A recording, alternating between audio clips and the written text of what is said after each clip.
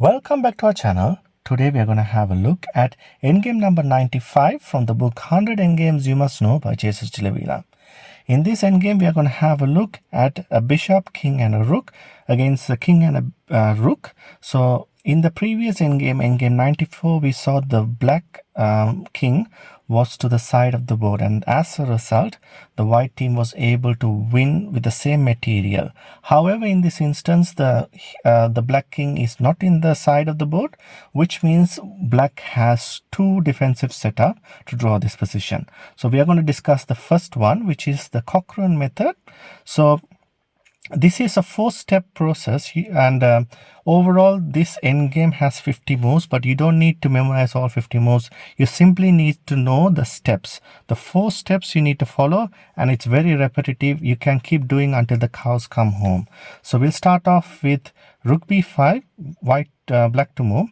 So the whole purpose is we don't want the white king coming forward and trying to push the black king behind. So what we do is we cut off the white king with our rook. However, white here will try to eventually push the black king, and we'll see what can be done. Rook h6 check. After king e7, rook a6, it transfers the rook to the other side of the board. Rook c5. Mostly here black rook simply waits and see what white can do. Bishop d3, rook c7 check, rook c7, and here we have king e5. What happens here? We come on and give a check, and after king d4 we go to the other side of the board. Bishop e4, and then we still maintain the control on the 5th rank. And after rook g6, here black moves the rook to the other side of the board, and after bishop d5, this is a critical moment. So what has happened here is the white bishop is now blocking the black rook, and white is able to now come forward. So as a result, what black has to do is to simply go behind, and after king e5 you simply have to give a check. So bishop e4, which means now the bishop is pinned. And this is another second important aspect of this defense, and you always have to pin this bishop to the king. And after rook e2, we simply have to wait. Rook g7, you have to go behind. Rook a7, white can make some waiting moves, and black will also do waiting moves.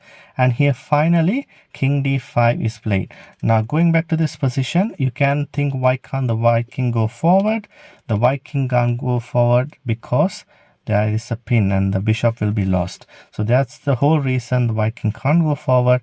White king has to break the pin, and once the pin is broken, the most important thing is wherever the king is going, the black king has to go to the opposite side. That's the third important thing you have to notice in this defense, which means if the white king goes to the d file, you have to go to the opposite side. If you go to the same side, you will lose. And bishop f5, and as we saw it again, now black is having control, and this is the fourth and final important thing in this defense. Now black offers a trade of rooks. If white won't want to trade the rooks, because if you trade the rooks, it's a drawn endgame. So white will actually give a check and king f7, and we start all over again. Do you know why? Because now instead of the 5th rank, now black has control over the e file, because the white king is this side of the board. E file has black rook has full control of the e file, and we start all over again. Rook a1, we have king f6, bishop c8, rook e5 check, and then after king d6 we have rook e2. White can give check, king simply has moves, bishop b7, and then we simply have to wait and see. What here white does is white king comes forward trying to attack the black rook, and after rook e7 attacking the bishop, bishop moves to d5. We have another waiting move, and after rook f7, here black decides to go behind, as we mentioned.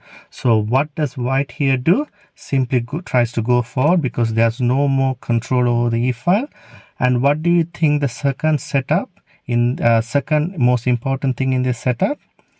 Black rook simply has to pin the bishop, and now the bishop is pinned, which means the white king cannot move as freely as possible. So here also white can make any waiting moves. You simply have to go forward.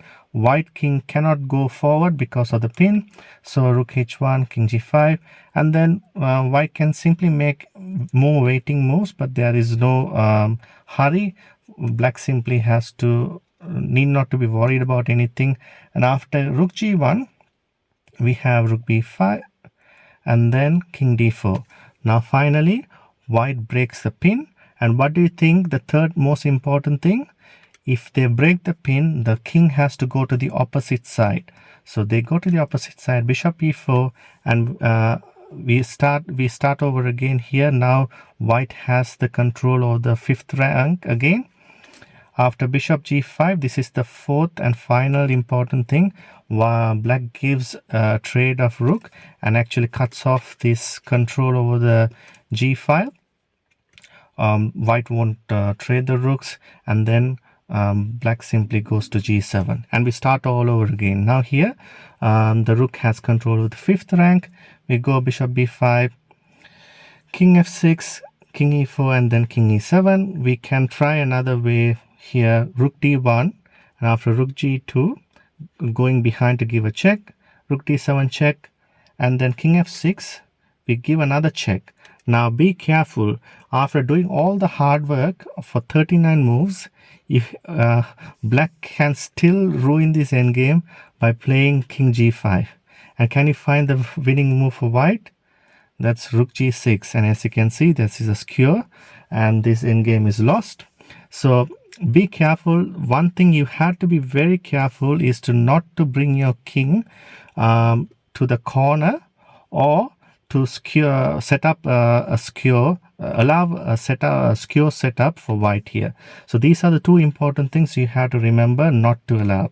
So the correct move in this position is king e7, and then after rook c6, king f6, f7, rook a6, we have rook e2, and king d5. After king e7, we have bishop e4 trying to stop the king.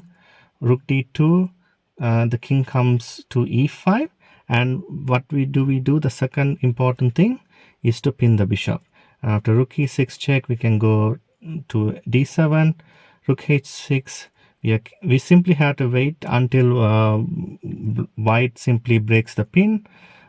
These are all just waiting moves, and finally white breaks the pin, which is the third important thing.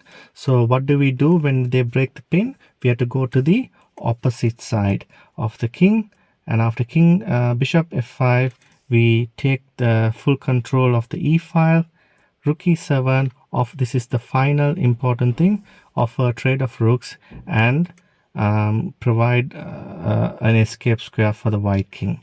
And altogether we have made 50 moves, and as you can see, according to FIDE rules, if there are 50 moves made without any pawn moves or captures of pieces, that either player can claim a draw, and a draw can be claimed now. I hope you enjoyed this video. For more videos like this, please like and subscribe, and it's bye for now.